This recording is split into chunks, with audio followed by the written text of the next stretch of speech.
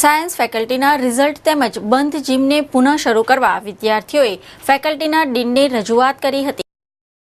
યુનિવર્સિટીની પોલિટેકનિક કોલેજમાં પ્રથમ વર્ષમાં વિવિધ ડિપાર્ટમેન્ટમાં અભ્યાસ કરતા 700 જેટલા વિદ્યાર્થીઓને ફેકલ્ટીના સત્તાધીશો દ્વારા તેમના રિઝલ્ટ આપવામાં નહીં આવતા વિદ્યાર્થીઓ રોષે ભરાયા હતા અને શનિવારે ફેકલ્ટી કેમ્પસમાં ભારે હંગામો મચાવી ફેકલ્ટીના પ્રિન્સિપાલને ઉગ્ર રજૂઆત કરી તેમને તેમની ઓફિસમાં પૂરી દીધા હતા અને પોતાનો રોષ વ્યક્ત કર્યો હતો। તદુપરાંત આ વિદ્યાર્થીઓ પોલિટેકનિક ખાતે FGSની આગેવાની હેઠળ રેલી સ્વરૂપે યુનિવર્સિટીની મુખ્ય કચેરી ખાતે પહોંચ્યા હતા, જ્યાં વાઇસ ચાન્સલરને રિઝલ્ટ ડિક્લેર કરવાની રજૂઆત કરી હતી।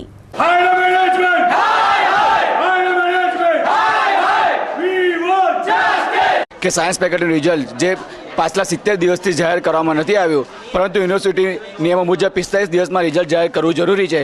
તે છતાં ફેકલ્ટીના સત્તાધીશો છે આ ઊંઘ ઉડાડી નથી અને વિદ્યાર્થીઓની ભવિષ્ય કારકિર્દી જોખમમાં મૂકી છે। તો અમે ડીનને રજૂઆત કરી કે તાત્કાલિક ધોરણે 48 કલાકમાં રિઝલ્ટ જાહેર કરવું। જો એવું નહીં થાય તો અમે ફેકલ્ટી બંધ કરાવ્યું છે અને ફેકલ્ટીની તમામ પરીક્ષાઓ મોકૂફ રાખવામાં આવશે અને ફેકલ્ટીનું જિમ્નેશિયમ જે પાછલા 3 મહિનાથી ચાલુ રાખેલ છે પરંતુ બંધ હાલતમાં અને ખંડેર જેવું બનાવી દેવામાં આવ્યું છે।